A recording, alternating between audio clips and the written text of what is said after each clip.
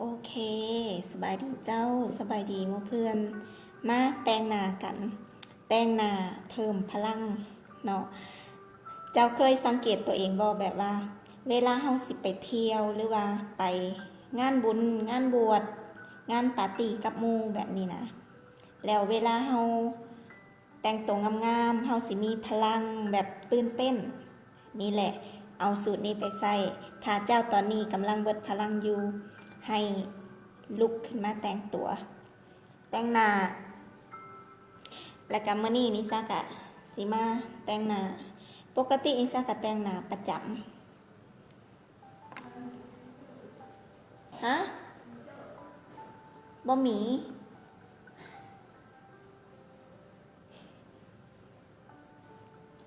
อันนี้นิสาลงห้องพื้นแล้วก็อันนี้เรียบร้อยแล้วแต่ว่ายังบ่ทันได้ลงแป้ง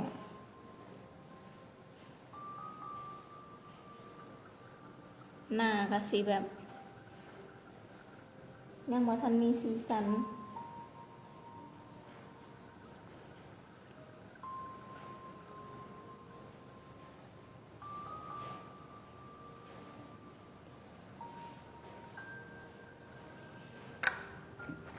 แต่ว่าเฮาสิมาวัดคิวกันก่อน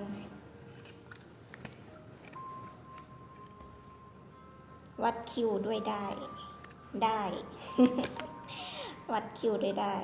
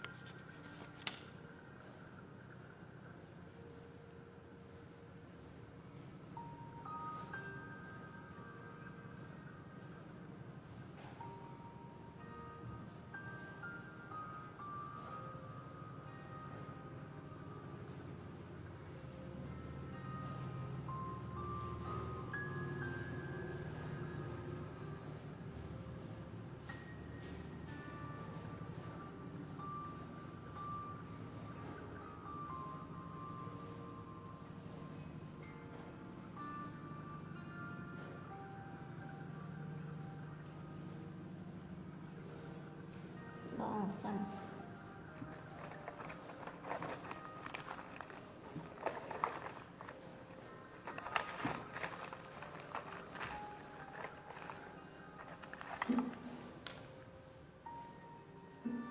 เดี๋ยวเอาอันนี้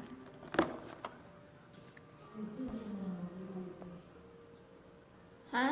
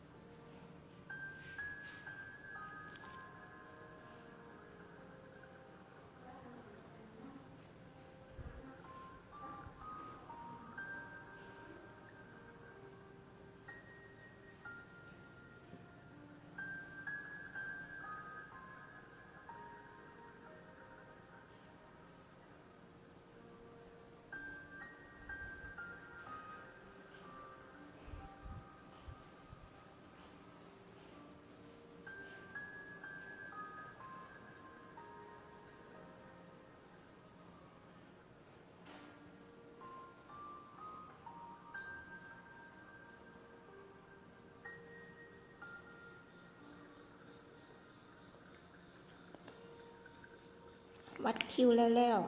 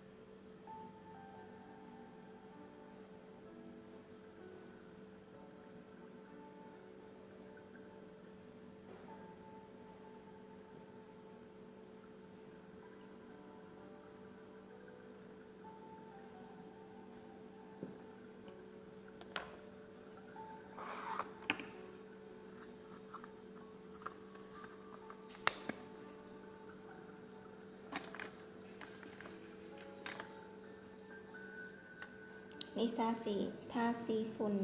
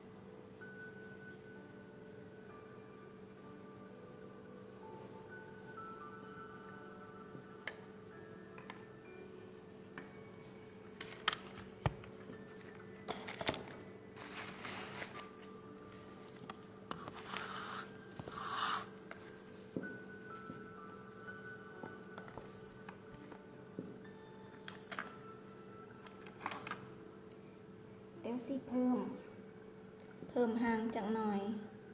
เพิ่มสีหางจักหน่อย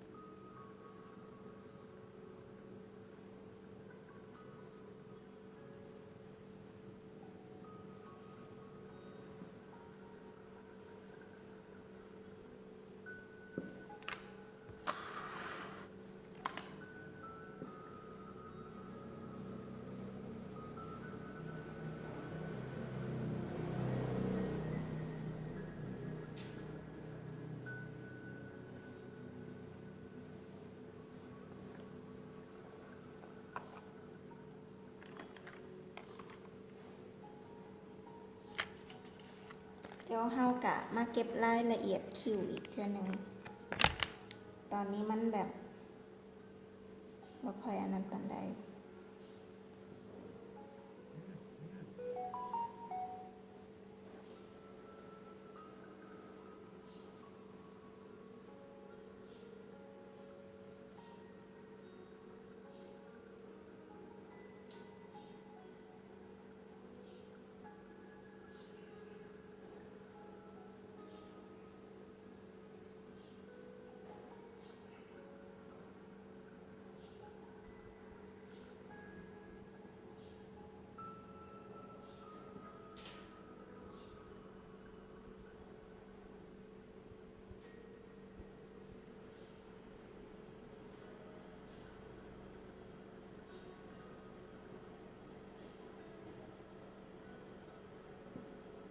เดี๋ยวนี้ซาไปขายของกันเด้อถามแป๊บนึง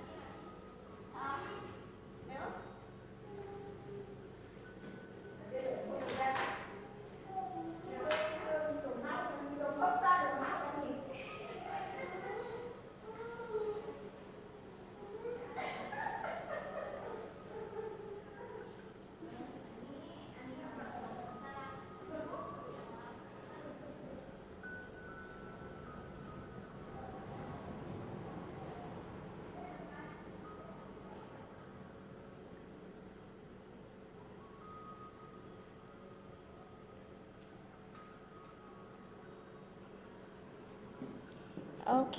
มาแล้วเขาจะมาซื้อเครื่องก็เลยไปขายเครื่องจักหน่อย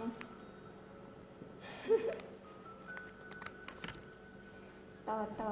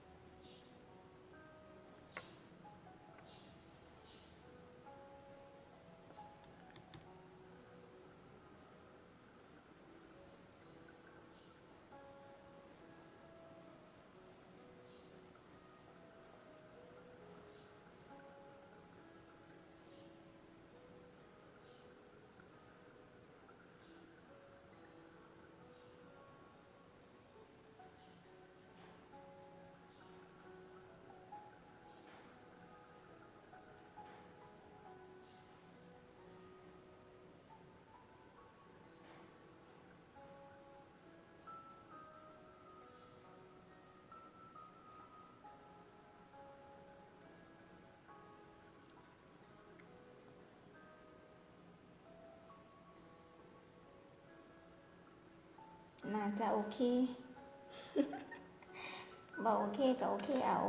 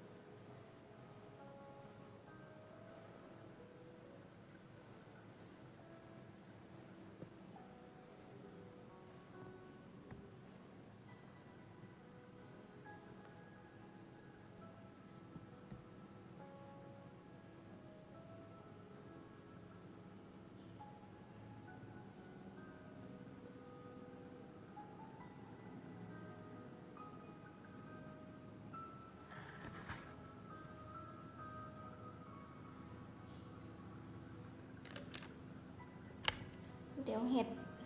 ลายเส้นหัวคิ้ว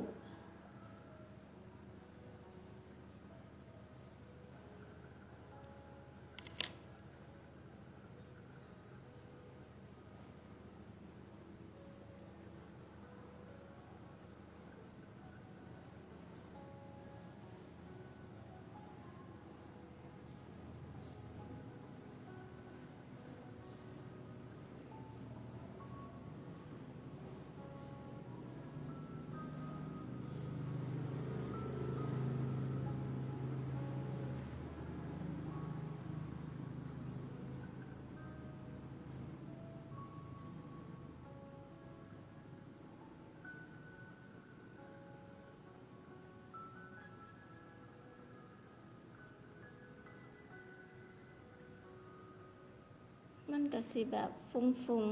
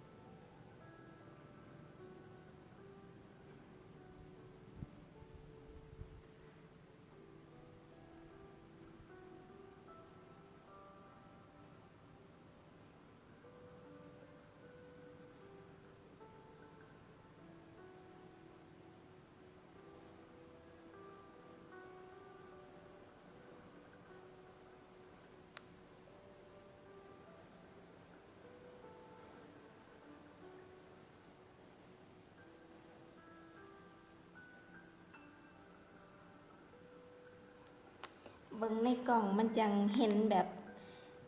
บบชัดเจนแบบว่ามันเท่ากันบ่หรือว่าแนวใดแต่ถ้าเบิ่งในแว่นผัดบ่ค่อยแตกต่างกันได้โอเค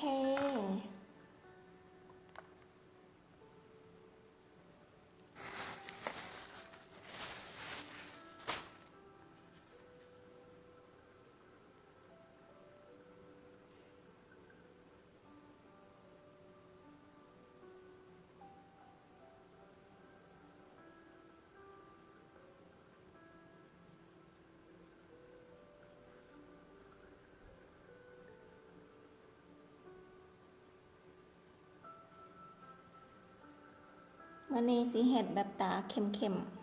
ๆก็บ่เข้มปานใดแต่ก็เข้มอยู่เพราะว่าบ้านเฮาแต่งหน้าบ่ค่อยเข้มนั่นเด้แต่งตาก็แบบสีบัวอ่อนๆแต่ว่านิสานี่เอาแบบเข้มเลยมันจังสิได้ใจ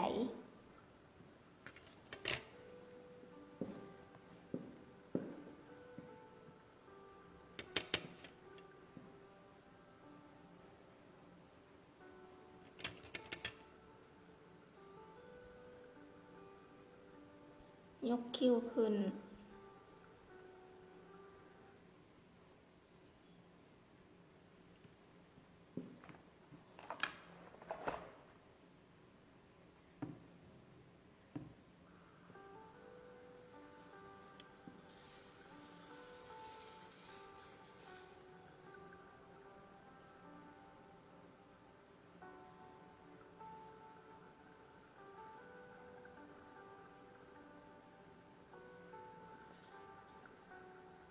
สางเงาถ้ามองนี่บ่คมนี่หนาเฮาก็สิแปะแบนหน้าแปะ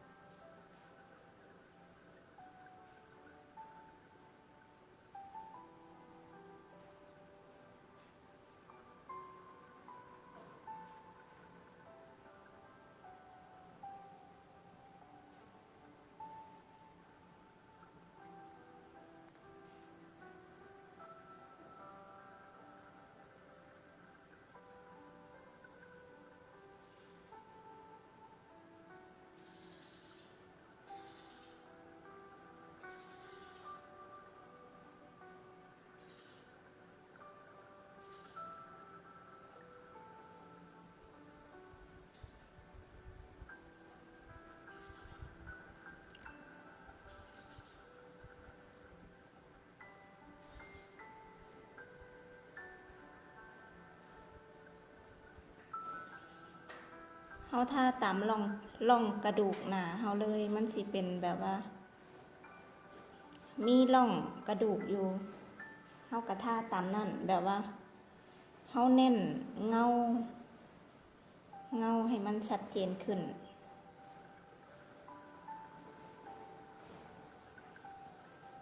เดี๋ยวค่อยเก็บรายละเอียด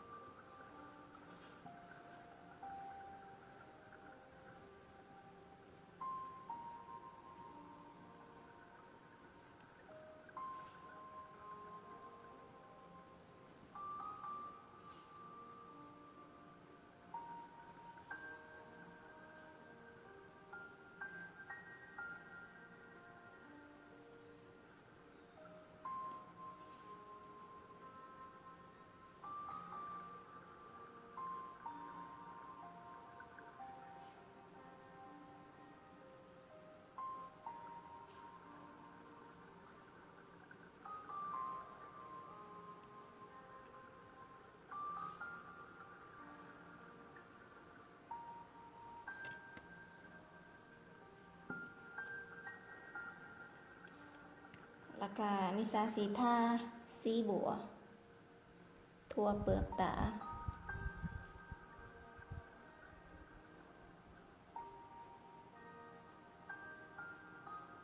ทั่วเปลือกตาเลยมือไม่กะทาได้มันสิเป็นนี่ได้เปลือกตานี่มันสิเป็นเบ้าตาลงมาหาตาเฮากะทาให้ทั่ว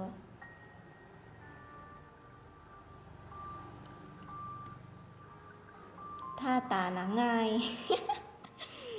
ง่ายคัก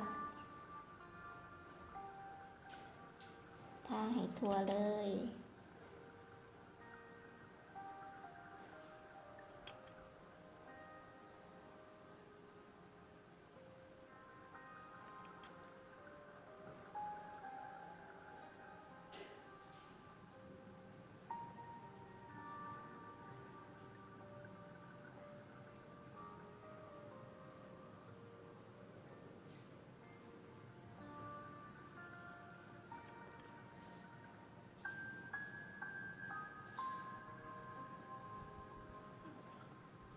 แบบว่ามีมิติขึ้นมาแล้วแม่นบ่ตะกี้หน้าเฮาแบนเด้ขาวแล้วก็ลิซ่าก็สร้างมิติแบบว่าให้มันเห็นเงามองนี้ชัดเจนเริ่มหน้าบ่แบนแล้วเริ่มหน้าบ่แปะแล้ว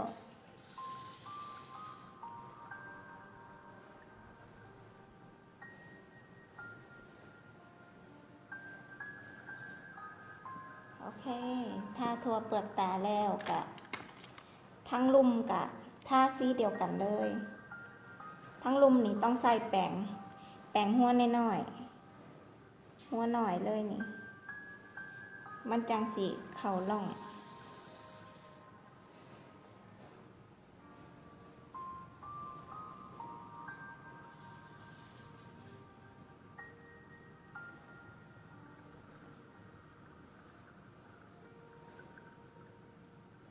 ทั้งลุ่มกะทาตั้งแต่หางตามาหอดหัวตาเลย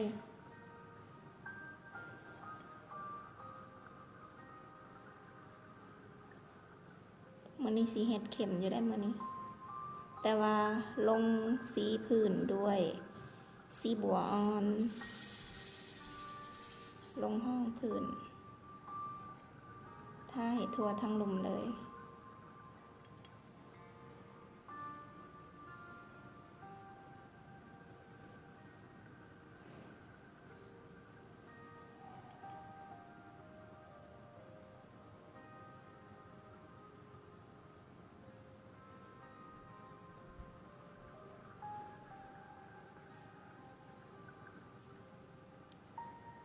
โอเคทั่วแล้วสีที่สองนิสาสีใส่เป็นสีน้ำตาลสีน้ำตาลเลยแบบน้ำตาลถ้าหางตามะหอดเครื่องตาโอเคสีที่สองเฮาสีไล่สีด้วยหางตาหอดเครื่องตาคอยปัดย้อนขึ้นมาแบบนี้มันจังไล่สีเข้มแล้วก็สีอ่อนมาหัวตา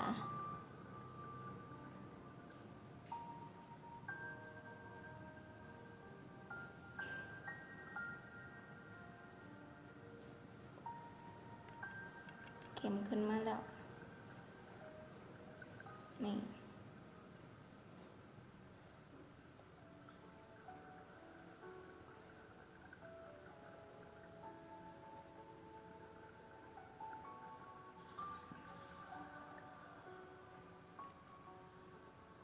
ข้างนี้ยังบ่ทันได้ทา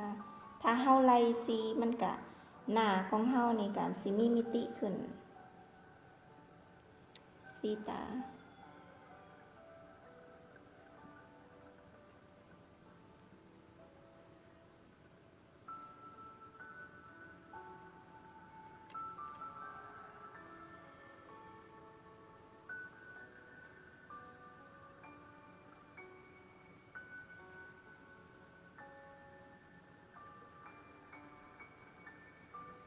ถ้าเจ้าบ่มักเข้มนะ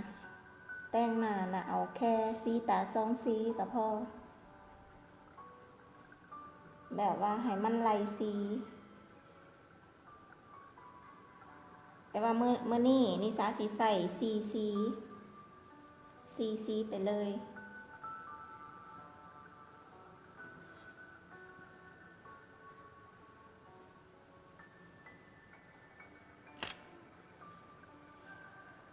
แล้วก็ทั้งลุมน้ำทั้งลุมกะท่าแต่หางมาหอดตาดำครึ่งตา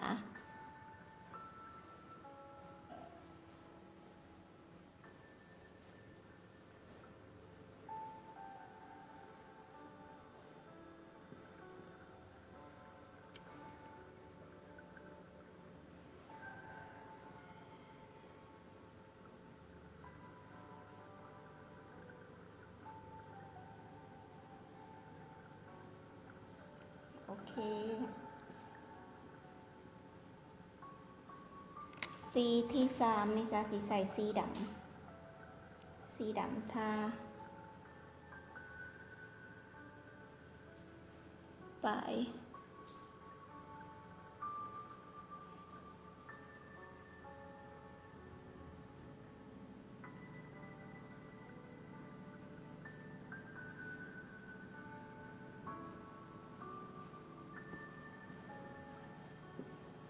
เริ่ม เริ่มไล่สีเห็นบ่มันสิเป็นไล่สี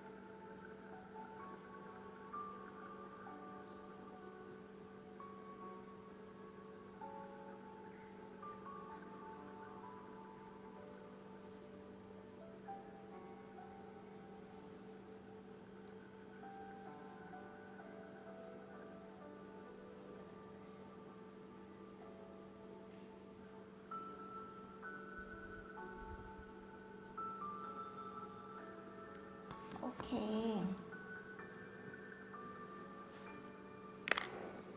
มาทาอายไลเนอร์สั่งหาง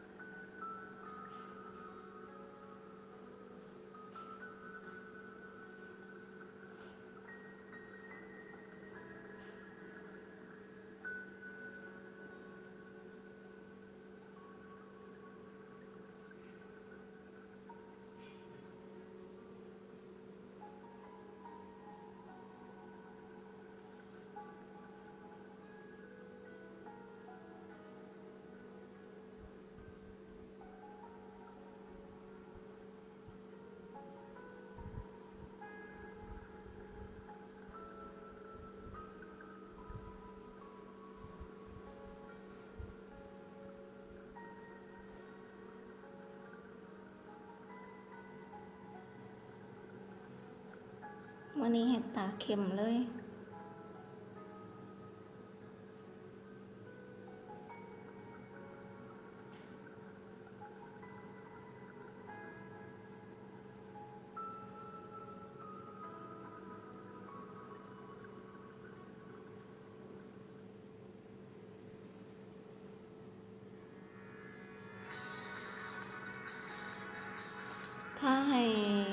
ติดกับขนตาเลยนะ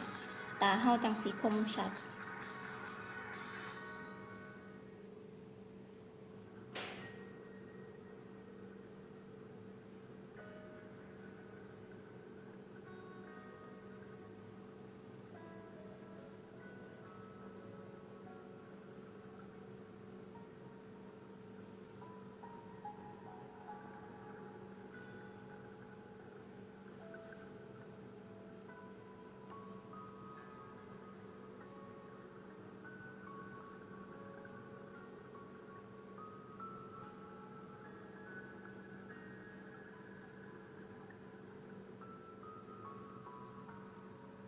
อันที่ยิ้มเบิ่งนี่นะเวลาเฮายิ้มนี่มันสิเป็นหน้าตาแบบใดนิสาก็เลยยิ้มเบิ่งแบบเฮาเห็นหน้าเซยมันก็สิเป็นทรงนี้ถ้าเฮาเห็นหน้ายิ้มล่ะบางทีอยากหัวกับหมู่เนาะมันก็สิเป็นประมาณนี้โอเค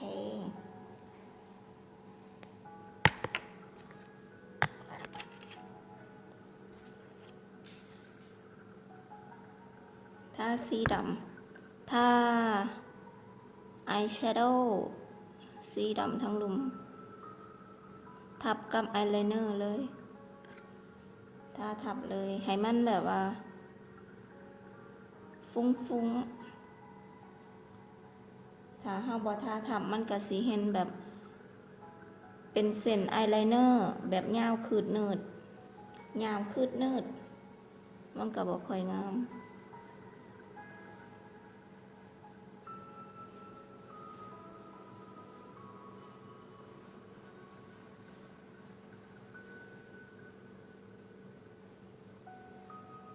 โอเค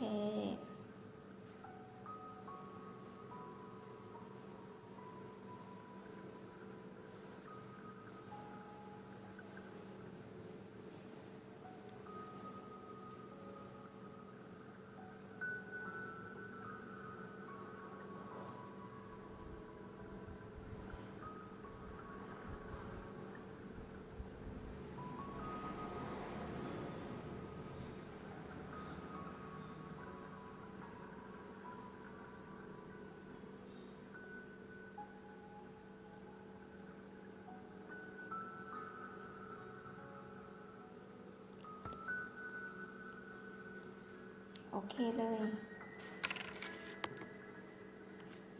โอเคอยู่ผู้เดียว หมักไผ่หมักมันแต่ว่านิสาหมักลุกเข็มเดี๋ยวเฮาสิมาเฮ็ดหัวตาต้องเพิ่มหัวตาจังหน่อย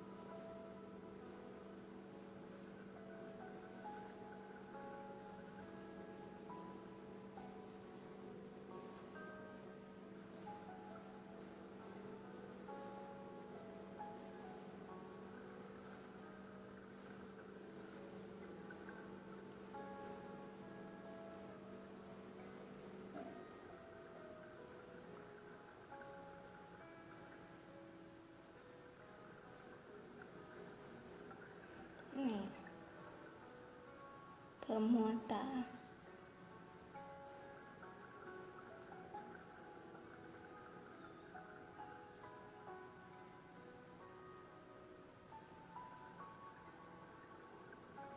ถ้าเพิ่มหัวตานี่เฮาต้องใส่อายไลเนอร์แบบหัวแหลมกิ๊บหัวหน่อยที่สุดเลยถ้าเฮาเขียนหางธรรมดานี่ใส่หัวใหญ่ปกติได้โอ้โหลุคนี้จึ้งลุคนี้คือแบบว่าไผเห็นกับต้องแนม ไผเห็นกับต้องแนม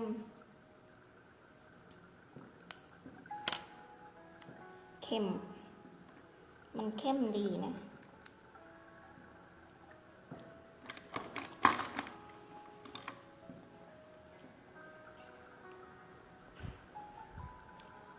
เดี๋ยวมาใส่อันนั้นลิซ่าสีใส่อันนี้ก็เป็นก็อีกอย่างก็ลืมละแต่ว่าอันนี้มันสิเป็นแบบครีมลิซ่าสิเอามาทามองเนี่ยให้มันชุ่มชื้นแล้วก็ลิซ่าสิใส่แบบฝุ่นหรือว่าบ่ใส่ดีเฮ้ยบ่ใส่ก็งามอยู่ได้เพราะว่าอันนี้นะมันมี3 สีนี่มันมี3 สีเดี๋ยวลองบ่ใส่บังก่อนบ่ใส่ก็งามอยู่จะทาบนข้างนี้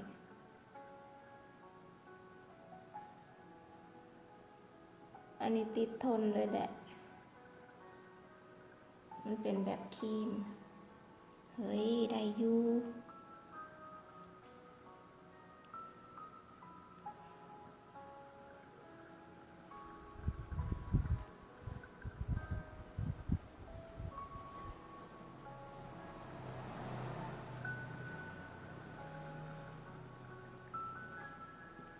ใช้ได้แต่ว่านิซ่าอยากเพิ่มอยากใส่เป็นสีทองหมองนี่หมองเปลือกตาใส่เป็นสีทองแล้วกัน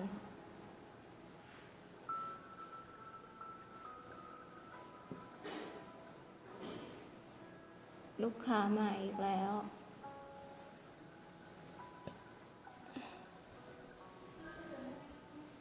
เอายัง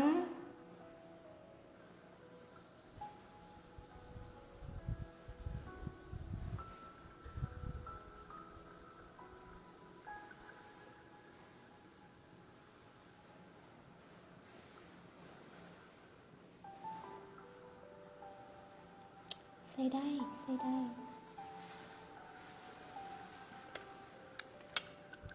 บาท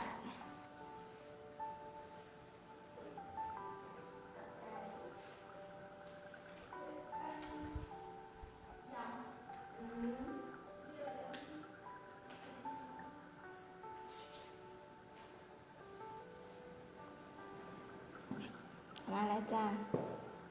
ไปขายของ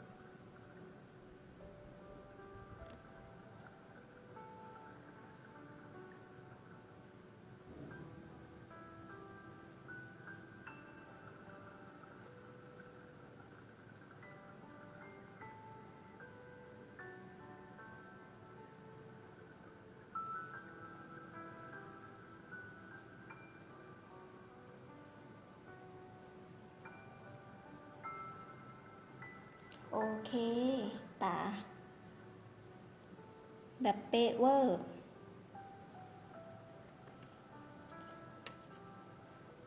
เดี๋ยวเอานิซ่าเสียงแฝงหัวใหญ่มาเคลียร์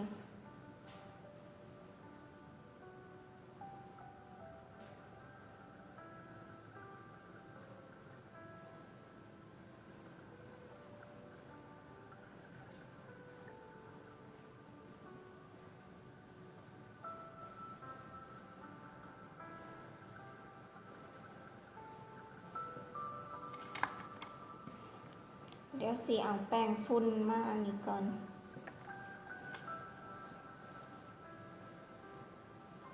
คว คุมความมันคุมความมัน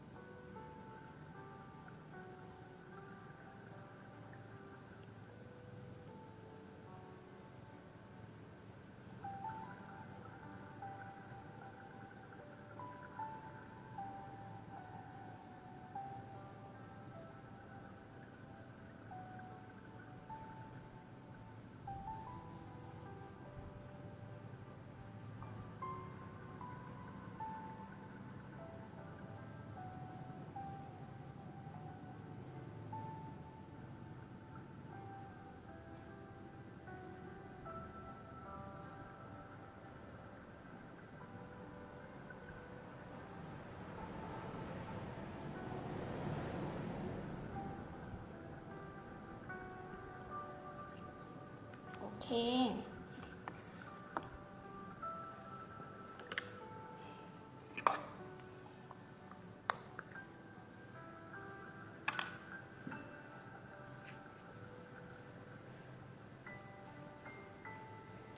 อันนี้ใส่แป้งแบบสีครีม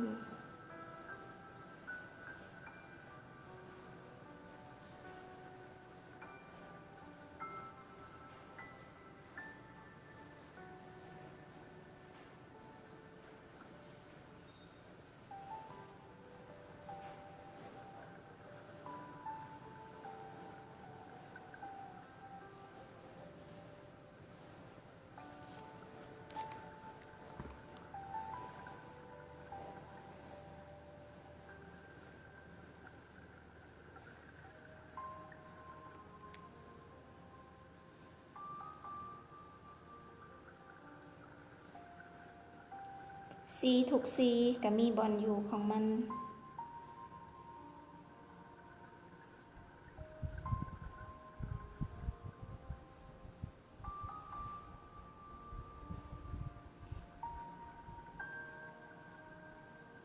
แล้วนี่ก็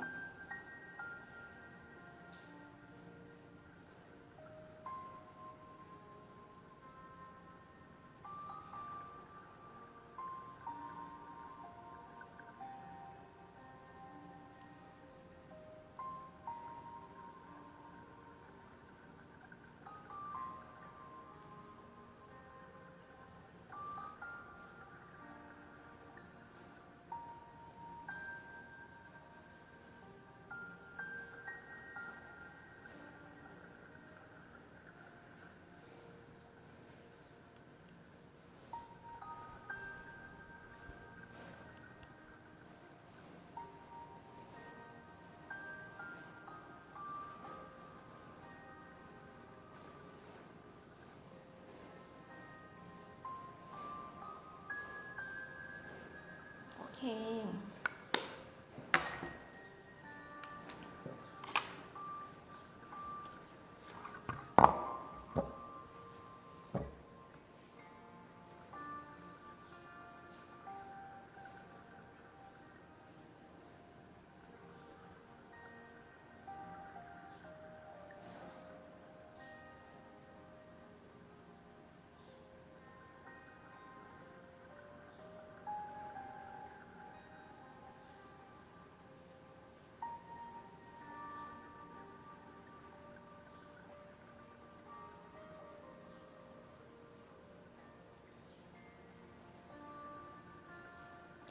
สีแก้มนี่ห้ามต่ำกว่า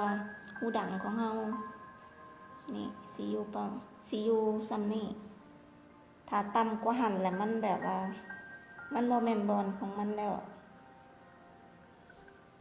อันนี้เอิ้นว่าหนาแก้มเฮาต้องทาซ้ำนี่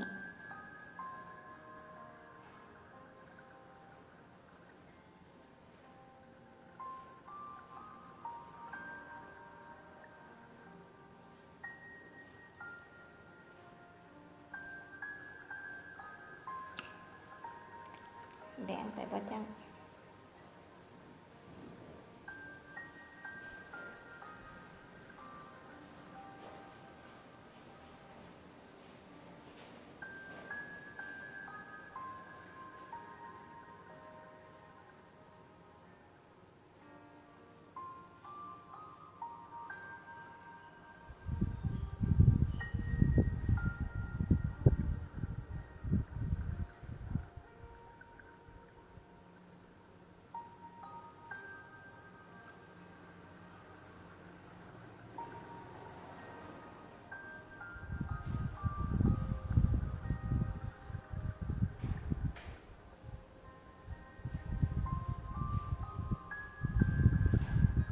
เลิศ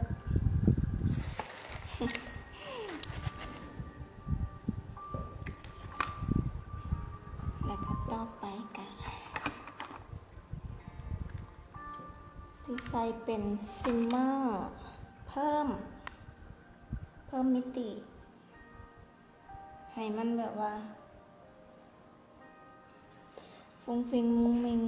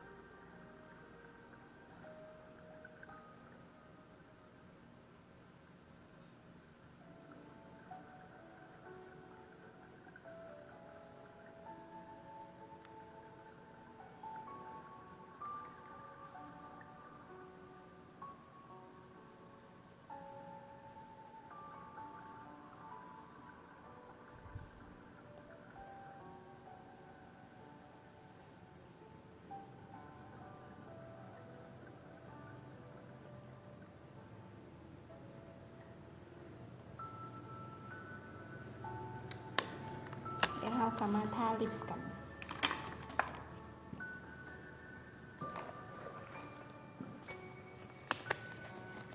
ทาลิปแบบอาชีนี่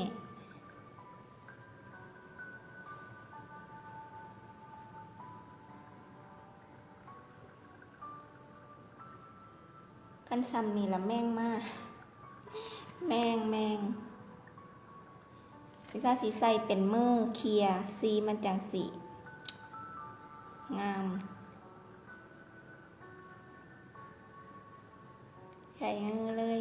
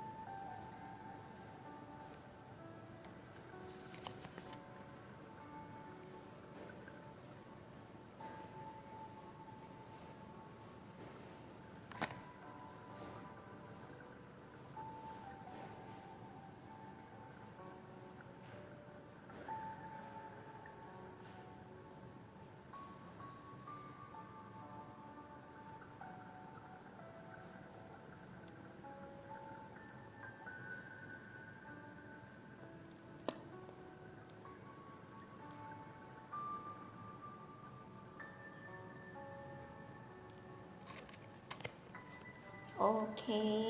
เลิศ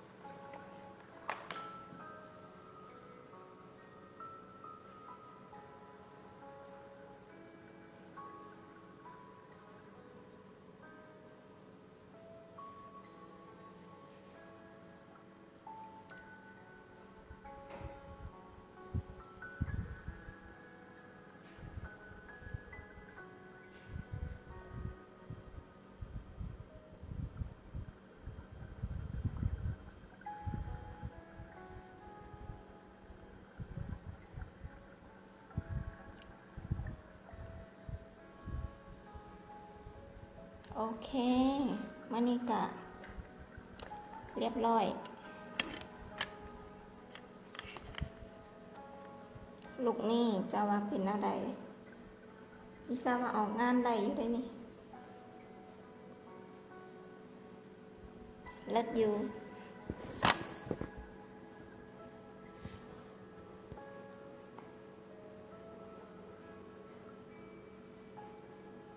ลูกนี่ถ้าเบิ่งใกล้ก็คือเข็มแต่ถ้าเฮาเบิ่งแบบ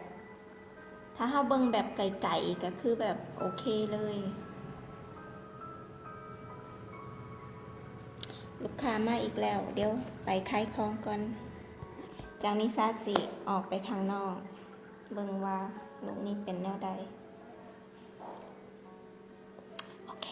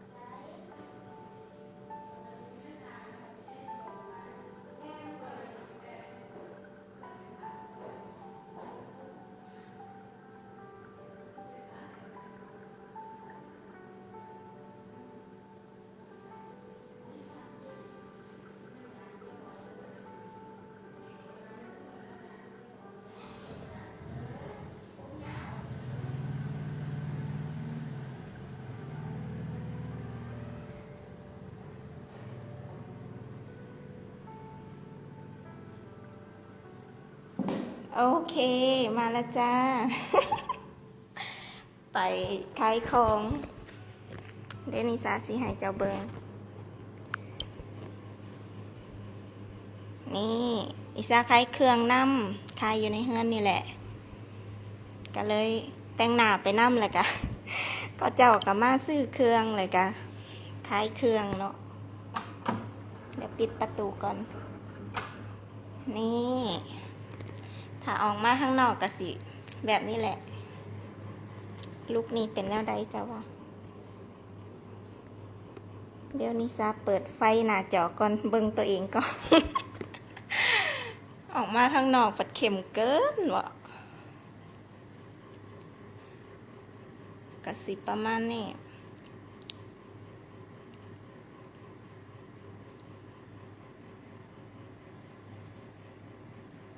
ลูกนี่นะแปลกได้ถ้าผู้อื่นเห็นเพราะว่ามันเข็มเด้ลูกนี่บ้านเฮาบ่ค่อยแต่งกันบ้านเฮาสิแต่งลูกแบบหวานๆแต่นิชาบ่มักนิชามักแบบเข็มๆจึ้งๆแบบนี้แหละโอเคมื้อนี้กะมีซ้ำนี้แหละมื้อหน้าพอกันใหม่เนาะบ๊ายบาย